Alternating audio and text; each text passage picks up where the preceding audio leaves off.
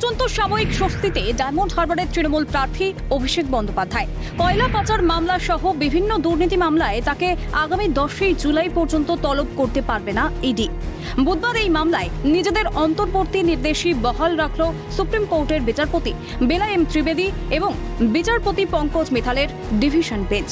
শীর্ষ আদালত বলেছে, আগামী 10ই জুলাইয়ের মধ্যে ডায়মন্ড হারবারের তৃণমূল প্রার্থীর বিরুদ্ধে কোনো রকম কড়া পদক্ষেপ করতে পারবে না কেন্দ্রীয় তদন্তকারী সংস্থা। অভিষেকের পাশাপাশি তার আত্মসহায়ক সুমিত রায়কেও এখন আর সমন পাঠাতে পারবে না ইডি। অভিষেক বন্দ্যোপাধ্যায় যেহেতু প্রার্থী হয়েছেন, তাই তার আত্মসহায়কও ব্যস্ত থাকবেন, সেই কারণে এই সুপ্রিম নির্দেশ। উল্লেখ্য, কয়লা পাচার মামলায় ইডির সমনের বিরুদ্ধে সুপ্রিম কোর্টের দ্বারস্থ হয়েছিলেন তৃণমূলের সেকেন্ড ইন কমান্ড। বুধবার সুপ্রিম কোর্টে এই মামলার শুনানিতে অভিষেকের আইনজীবী কপিল সিব্বল আদালতের কাছে আবেদন করেন, লোকসভা নির্বাচন চলাকালীন দিল্লিতে অভিষেককে যেন ইডি ডেকে না পাঠায়, কারণ অভিষেক বন্দ্যোপাধ্যায় তৃণমূল কংগ্রেসের সেকেন্ড ইন কমান্ড। সেই সঙ্গে তিনি একজন সাংসদ। আসন্ন লোকসভা নির্বাচনে ডায়মন্ড হারবার কেন্দ্রে থেকে তিনি আবার প্রতিদ্বন্দ্বিতা করছেন। তদন্তে প্রথম থেকেই সহযোগিতা করেছেন অভিষেক বন্দ্যোপাধ্যায়। তিনি ইডির নির্দেশ মতো 10 বছরের আয়করের হিসেবও জমা দিয়েছেন। একাধিকবার ইডির তলবে সাড়া দিয়ে জিজ্ঞাসাবাদের মুখোমুখিও হয়েছেন তিনি।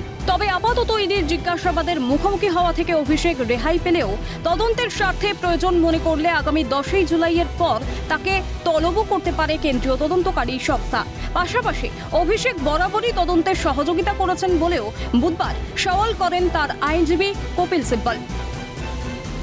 এখানেই প্রশ্ন উঠছে যে একদিকে অভিষেকের তরফে তদন্তে সহযোগিতা করার কথা বলা হচ্ছে, অন্যদিকে সেই তদন্ত প্রক্রিয়ায় বাধা দিতে বারংবার আদালতের দ্বারস্থ হচ্ছেন।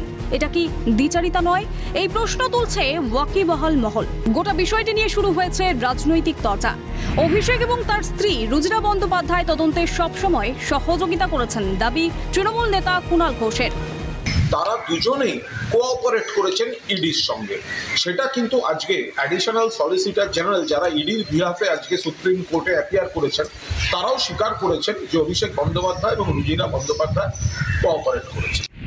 নাম না করে অভিষেককে কটাক্ষ রাজ্যের বিরোধী দলনেতা শুভেন্দু অধিকারীর। যার নাম বলছেন তিনি তো আর শুধু কয়লাতে নেই, তিনি বহু গুণে গুণান্বিত, গুণের আধার। লিপস এন্ড বাউন্স তো জিন্দা হয় না। এই নির্দেশে সাধারণ মানুষের মনে নানা রকম প্রশ্ন জাগছে। মত বিজেপির রাজ্য সভাপতি সুকান্ত মজুমদারের। যে ডিএ মামলার শুনানি হচ্ছে না, দিনের পর দিন ডিএ মামলা পিছিয়ে যাচ্ছে এই সুপ্রিম কোর্টেই। অথচ এই সুপ্রিম কোর্টে যখন কপিল সিব্বলের মতো উকিল বাবুরা অভিষেকের মতো চোরেদের কেস নিয়ে যাচ্ছে, ফটাফট শুনানি হয়ে যাচ্ছে, আবার স্টে অর্ডারও হয়ে যাচ্ছে। তদন্ত বন্ধ হয়ে যায়নি, দাবি বিজেপি মুখপাত্র শ্রমিক ভট্টাচার্যের।